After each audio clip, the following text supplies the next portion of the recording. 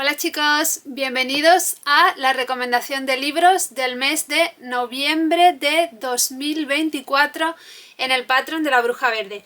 Bueno, esta vez más que una recomendación lo que quiero es enseñaros un libro muy peculiar que tengo en mi colección y que pues puede ser interesante hablar de él, que lo conozcáis, que sepáis que este libro existe y bueno, contaros todo sobre este libro. Se trata de The Long Lost Friend, escrito por John George Homan, y esta compilación o esta edición, mejor dicho, está editada por Daniel Harms. Pero hay muchas otras ediciones también, porque esta es un poquito más difícil de conseguir, que es la de Llewellyn y que ya tiene su tiempo, pero hay un montón. Aquí tengo otra, compilada por otra persona, más sencilla, más barata, todo eso, autoeditada seguramente.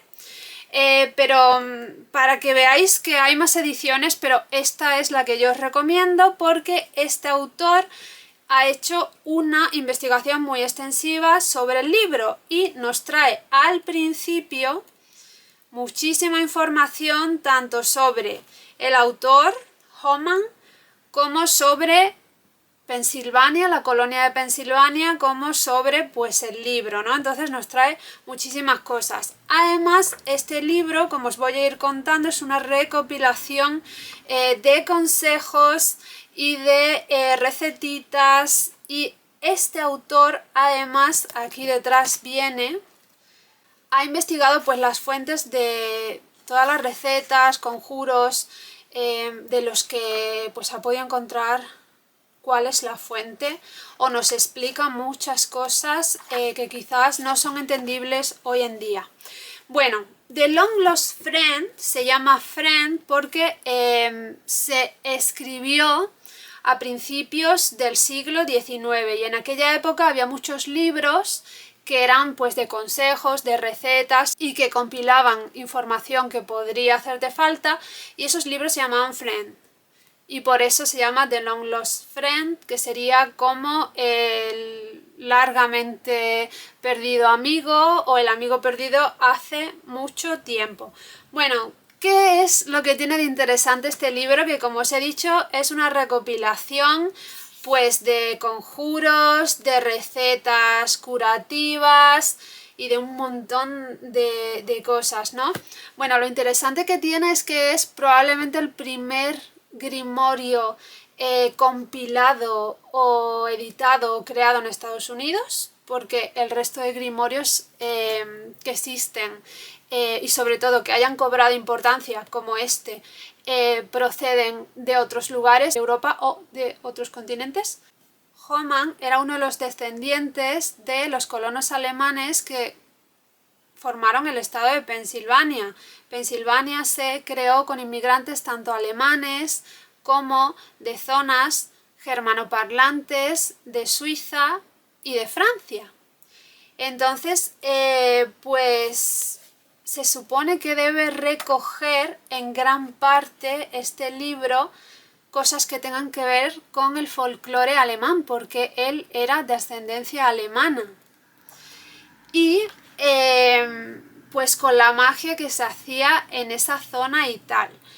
Sin embargo, el libro con el paso de los años ha derivado a ser un grimorio muy importante en Estados Unidos y que es muy utilizado por distintas comunidades mágicas y que es usado por los practicantes de Powwow, por ejemplo, que es un tipo de sistema mágico que se practica en Pensilvania y que pues es como una mezcla entre lo que sería Hexerei y Braucherei, que son pues prácticas de origen alemán, que se parecen mucho los nombres, si os fijáis, Braucherei y Hexerei, a brujería y hechicería, mezclados con la magia que tenían los nativos americanos. Entonces se llama powwow porque la palabra powwow es una palabra que usaban los nativos norteamericanos y define una reunión que hacen pues cada cierto tiempo los nativos norteamericanos, donde se reúnen, bailan y hacen cosas en comunidad.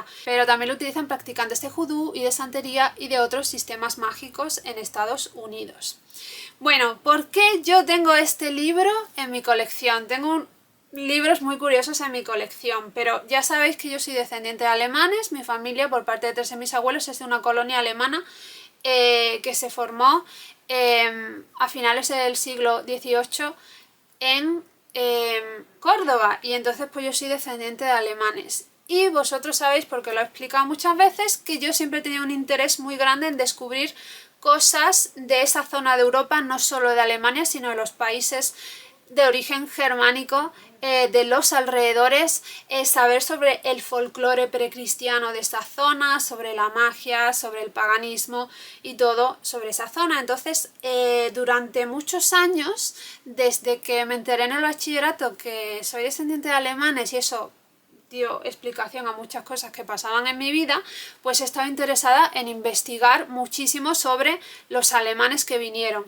Y hubo un momento sin relación ninguna, porque yo estaba realmente investigando también cosas sobre magia en algún momento de mi vida, en que me di cuenta de que existía la colonia de Pensilvania.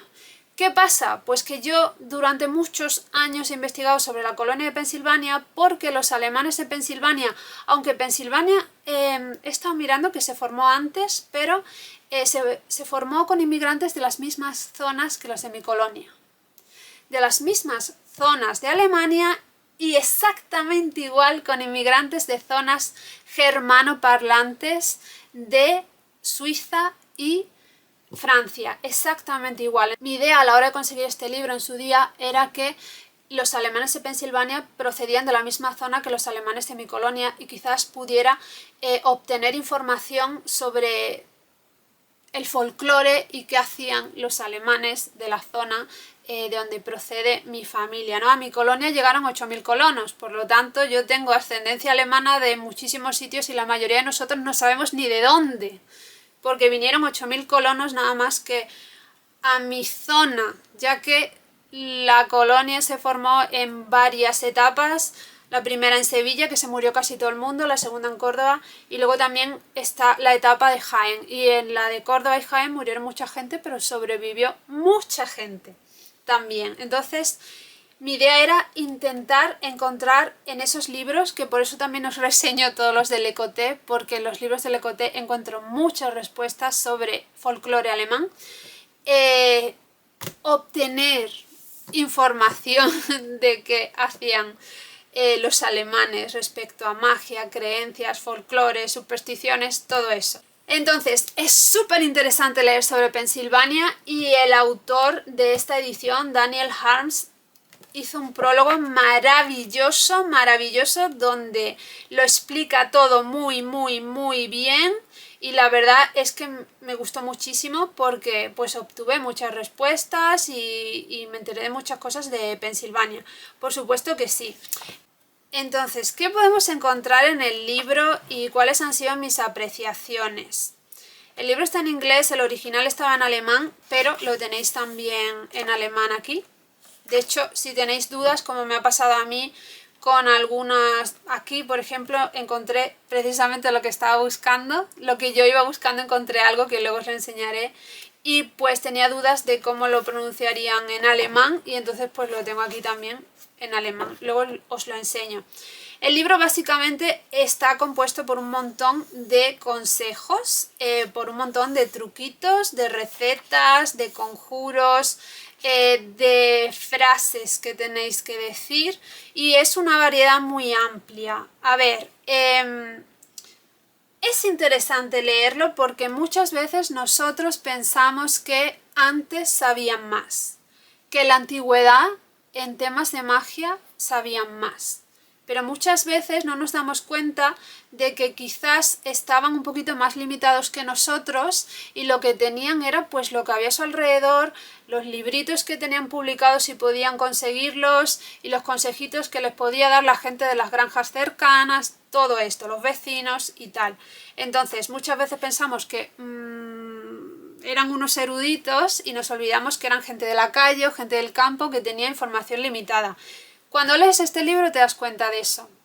Y además está muy bien porque, como he dicho, el autor que lo ha compilado te va diciendo de dónde salió cada cosa, con lo cual abres más los ojos y te das cuenta. Entonces te das cuenta de que muchas de estas recetas proceden de grimorios antiguos que ya se publicaban en aquella época para la gente a la que le interesaba la magia, como el grimorio de Alberto Magno y cosas así. Muchas otras son recetas que son de magia simpática, como por ejemplo cuando te dice pues tienes problemas de vejiga, pues consigue una vejiga de tal animal y haces con esa vejiga no sé qué, ¿no? Y así te curarás. Eso es magia simpática. Otras veces nos trae recetas que son de, yo no sé si llamarlo entre comillas, fitoterapia, vamos a decir medicina casera del campo, porque muchas veces lo que menos usan son hierbas, por eso digo que no lo llamaría fitoterapia. Pero también es interesante para ver qué hacían en aquella época.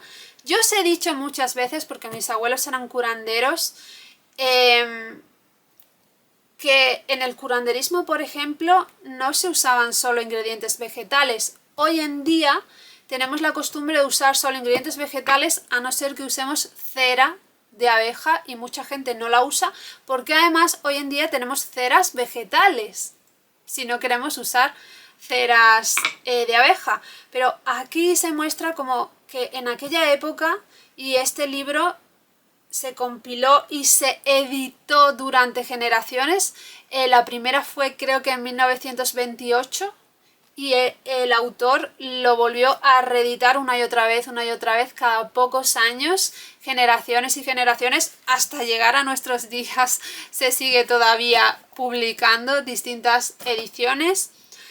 Pues en aquellos días era totalmente distinto, porque muchos de los ingredientes que usaban no eran vegetales, se usaban muchos ingredientes animales. Yo siempre os digo de mis abuelos que las recetas que a mí me han enseñado hay ingredientes animales y también minerales, no solo vegetales. Y aquí se ve eso, que usaban también ingredientes minerales y muchos ingredientes animales, que a mí misma me ha sorprendido porque es brutal. Usaban muchísimas partes de animales para curar cosas. Muchísimo me ha sorprendido, más de lo que yo pensaba incluso. Porque, por ejemplo, en mi caso yo os explico muchas veces del famoso ungüento que llaman ungüento de las brujas, pero que en curanderismo no se llama así, tiene otro nombre, ni siquiera se llama ungüento. Y yo os he dicho muchas veces que yo he visto en mi familia botes así de grandes y que eran blancos porque, tenían un tono blanco porque se hacía con grasa de cerdo. Y entonces yo siempre os digo, se usaban ingredientes animales. Ahora podemos escoger y tenemos otros ingredientes. Pero es que antes usaban más ingredientes animales. ¿Qué más cosas? ¿Qué más cosas? Tenemos muchísimo de cristianismo. Eso también tiene que ver con las colonias que se formaron. Eso lo sé por mi colonia. Aquí se pidió expresamente que todos los inmigrantes que vinieran fueran católicos, y probablemente en la de Pensilvania, pues probablemente pedirían algo similar, que fueran cristianos y tal. A lo mejor no pidieron que fueran católicos, pero seguro que pidieron que fueran cristianos o algo así. Entonces, pues este hombre pues era cristiano y tenía una fe muy grande, ¿vale? A mí me resulta muy curioso porque yo he aprendido como pagana también a hacer 3 cruces. Yo siempre hago 3 cruces, pero para sellar. No por las cruces cristianas. Entonces me resulta muy curioso porque él hace 3 cruces todo el tiempo y yo también hago 3 cruces todo el tiempo, pero prácticamente todos los días hago 3 cruces 1000 veces para cosas, ¿sabéis? Y entonces me resulta tan curioso porque obviamente lo hace por Jesucristo, y además también no solo hacer 3 cruces, sino escribir 3 Jotas de Jesucristo también. Entonces vais a ver muchas cosas que son de origen cristiano, que por ejemplo, eso explica también que se utilice en santería, por ejemplo, ¿no? Que no os choque eso, ¿vale? Porque a la misma vez vais a encontrar otras cosas pues que no son cristianas, porque hay una mezcla muy grande. Hay un momento en el libro en que explicaba o hacía un disclaimer el autor de esta edición que aunque vengan cosas de hierbas y tal, pues que él no recomendaría que lo hicieran las personas que lo lean porque pueden ser peligrosos. Y de hecho por aquí tengo uno marcado que salía cicuta para pescar, aquí, para pescar. Esto es muy tradicional. Por ejemplo, en mi provincia se utilizaba gordolobo para pescar, porque al tirarla al agua tiene un alcaloide que hace que los peces se envenenen y suban. Y hay muy poco gordolobo por aquí y yo hay veces que pienso, ¿será realmente porque hace mucho calor o porque se usó tanto masivamente para pescar por esta zona que se extinguió prácticamente? Bueno, pues aquí nos hablan de usar cicuta y yo pues subrayando y poniendo no, porque no puedes usar cicuta para pescar, porque entonces ¿cómo te vas a comer un pez que se ha envenenado con cicuta? Te envenenarías tú con el pescado, ¿no? Pero bueno, al autor no se le ocurrió eso, y nos habla de, pues, de esa planta. Pero también hay otras cosas interesantes, ¿vale? Hay otras recetas, ya sabéis que a mí me encanta hacer ungüentos y pues recetas de ungüento que me han resultado interesantes, la verdad que sí. Bueno, cosas.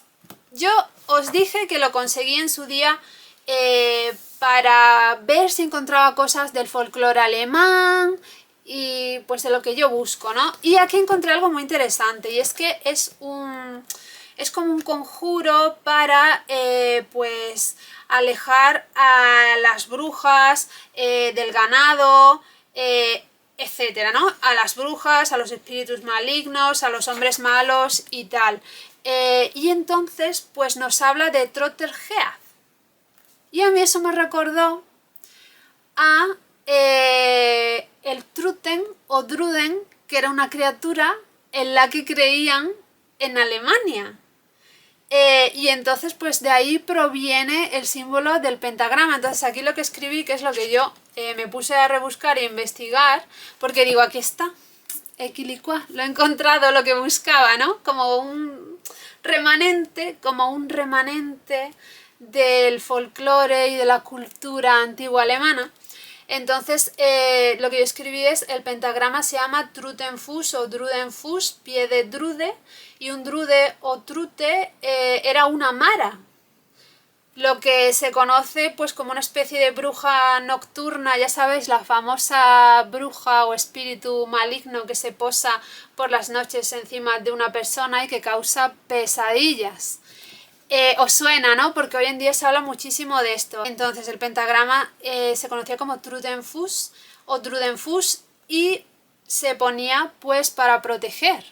Y de la misma manera, como os he explicado muchas veces, pues el Hexefuß o esa pétala, que Hexefuß es pues básicamente pie de bruja o pie de hechicera, etcétera, se usaba igual para lo mismo, para proteger de espíritus malignos como estos, y se ponía también en las casas, en los graneros, etcétera.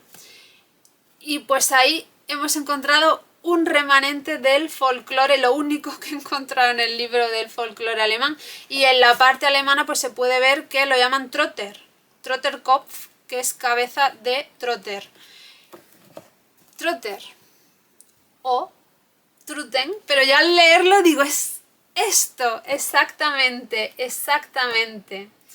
Y bueno, pues estos símbolos se usaban en época pagana, porque por ejemplo la esapétala se usaba para proteger del rayo y estaba como consagrada a Thor, y luego se cristianizó y se siguió usando, y aquí pues podemos ver que hablan de todo esto en concreto en referencia a estos espíritus malignos, pero desde el punto de vista del cristianismo, porque nos habla de Padre, Hijo y Espíritu Santo, ¿no?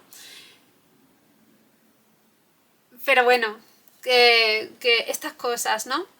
Y muchas cosas que os sonarán a los que lleváis toda la vida estudiando magia, como el hechizo Sator. Por eso veis que es como una compilación muy grande. Pero no encontré mucho más sobre cosas alemanas, a no ser que fueran pues recetitas que utilizaban, que él conocía de la zona de Alemania y todo eso. Pero es muy interesante. Quería contaros más cosas. Por ejemplo, una de las cosas que os tenía que haber contado al principio es que este libro ha cobrado su fama a tal magnitud que se considera o se cree que nada más que teniendo una copia, aunque no lo leas, teniendo una copia contigo o teniendo una copia en tu casa, ya te protege del mal, de los espíritus malignos, de que te pasen cosas malas y todo eso. Hay gente que piensa que incluso puede protegerse él mismo del fuego, del agua y todas esas cosas. Y tiene una fama grandísima. Hay gente que le tiene muchísima fe y que piensan que por lo que contiene pues te va a proteger y es importante tener una copia. Y hay personas pues que tienen una copia en su casa por eso, para que les proteja. Otra cosa que quería comentar, porque cada vez que hablo de los alemanes de Pensilvania me viene alguien y me dice, pero no son holandeses. Entonces os voy a dejar, no sé si por aquí o por aquí, cuando edite ya lo veré, un pequeño fragmento de Wikipedia, que podéis leer el artículo sobre Pensilvania en Wikipedia, pero también está aquí escrito por aquí. En la introducción está también escrito que nos habla de por qué se les conoce erróneamente, aquí está, ¿no? ¿Por qué se les conoce, aquí, página 2, por qué se les conoce erróneamente como holandeses cuando en realidad son de origen alemán? Se les conoce como Pennsylvanian Dutch y eso es porque, bueno, hay varias teorías. Una de las teorías es que la palabra Dutch en inglés, que significa holandés, se parece mucho a la palabra Deutsch, que es o que hace referencia a alemán, aunque en realidad alemán en inglés se dice German.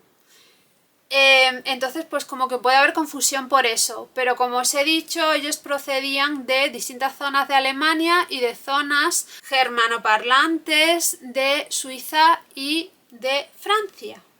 Pero puede ser una confusión, lo que pasa es que el autor aquí nos explica que hay personas que prefieren que los llamen holandeses y que durante un tiempo se acuñó el término Pennsylvanian German, alemanes de Pensilvania, pero que hay gente que lo rechaza y que quiere que les llamen holandeses, Dutch.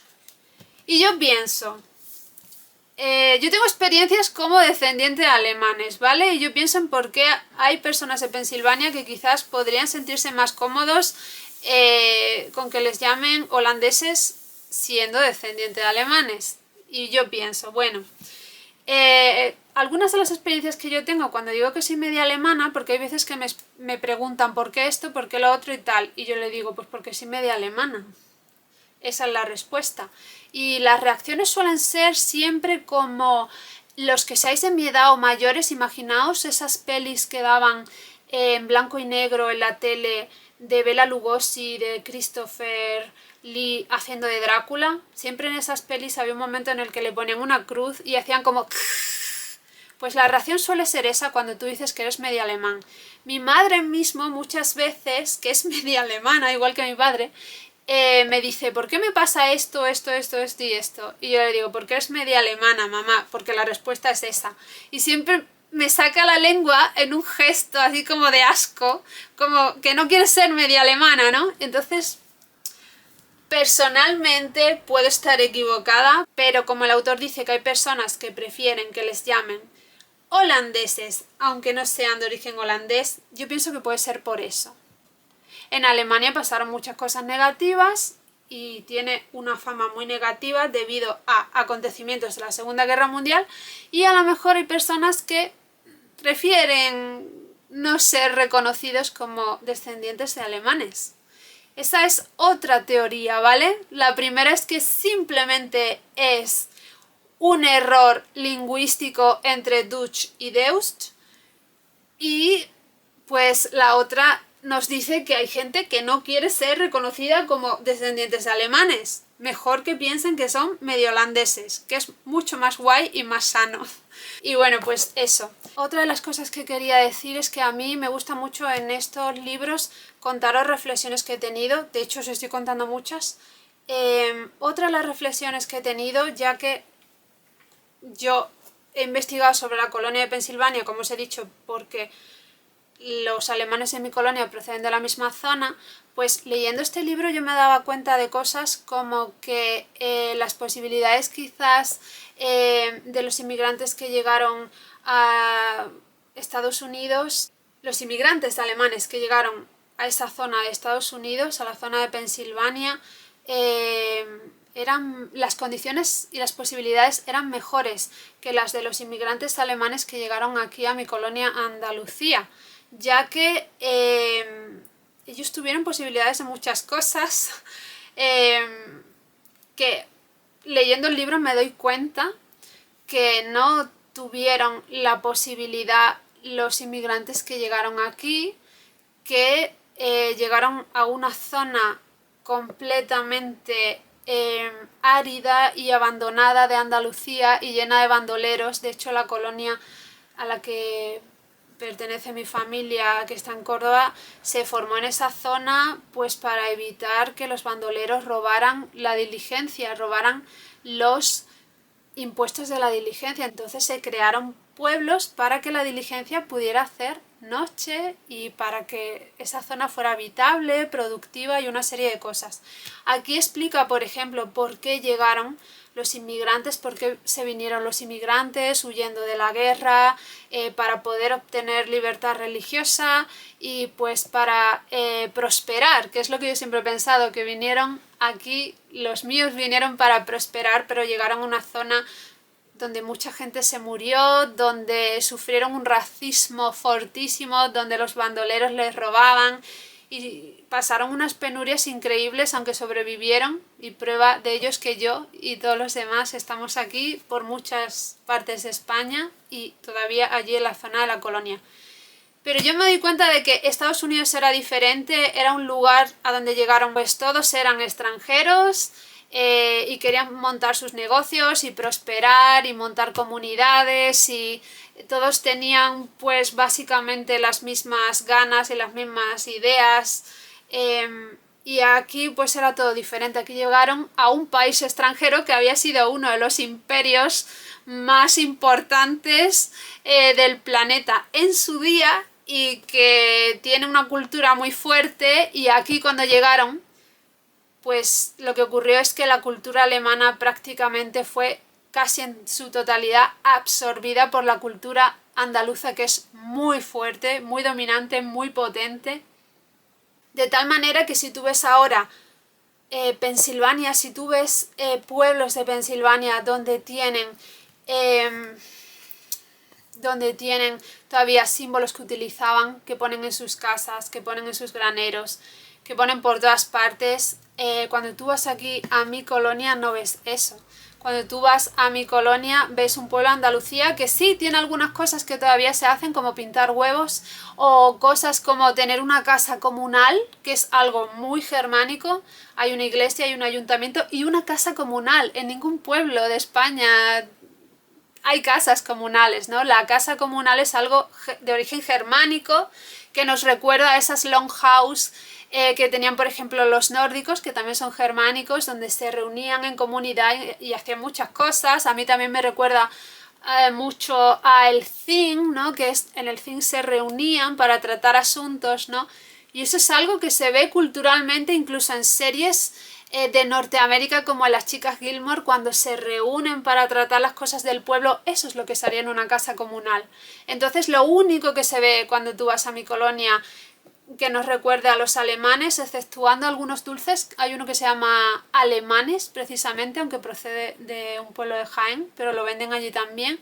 Aparte de eso ves que hay casa comunal y lo de pintar huevos, pero por lo demás ves un pueblo de Andalucía donde la gente baila sevillanas y tal, y están intentando recuperar la polka. La polka es un buen ejemplo porque los llamaban locos cuando los veían bailar polka, y durante muchas generaciones a la polka le han llamado el baile de los locos. Entonces ahí ves el racismo y la xenofobia, los llamaban locos por bailar polka. Eso no es lo que se ve en Pensilvania. En Pensilvania han podido desarrollar su cultura, siguen teniendo su identidad de origen alemán y es todo totalmente diferente. Eso me lo evoca también mucho leer este libro y leer lo que cuenta el autor de esta edición, por ejemplo, en el prólogo. Entonces, pues, a mí me ha dado mucho que pensar. Es un libro que me ha removido muchos recuerdos de tantos años investigando sobre estos temas. Montones de recuerdos cuando investigaba sobre Hexcraft, lo que ellos llaman Hexerei. Personas que me rechazaron precisamente por hablar de eso, porque pensaban que era algo que no existía, por hablar de estos temas, porque pensaban que no existía, porque yo les hablaba de Hexerei y ellos me decían que eso no existe. Yo les hablaba de que en Pensilvania incluso hay museos, lo que hoy en día llamamos ecomuseo, que en mi colonia hay uno, por ejemplo. Yo les hablaba de eso, yo les hablaba de que existía la Hexerei, en inglés Hexcraft, y me decían que eso no existía y que esos museos no existían y que nada de esto existía. Y yo en aquel entonces ya investigaba estas cosas y por eso he leído muchos libros. He leído libros sobre Pensilvania, libros escritos por Hexenmeisters, libros sobre Brauerei y Hexerei, que culturalmente esto no existe cuando sí existe, ¿no? Y yo ya en 2012 lo investigaba. Este libro me ha recordado ese recuerdo mucho. Me dices que algo que sí existe, que hay comunidades por todo Estados Unidos que todavía tienen ese recuerdo y que intentan recuperar esa Hexerei, que me digas que no existe. Siempre tendré en mi cabeza ese recuerdo de esa incultura de personas que intentan hacerse pasar por gente muy culta. Bueno, espero que os haya gustado mi recomendación, que en realidad ha sido pues mucho una compilación de anécdotas, de información y de pues recuerdos, muchos recuerdos, ¿no? De muchos años investigando sobre estos temas. Y bueno, como veis es un libro muy curioso que puede haceros pensar y daros cuenta de muchas cosas e incluso abrir los ojos, ¿no? Sobre muchos temas.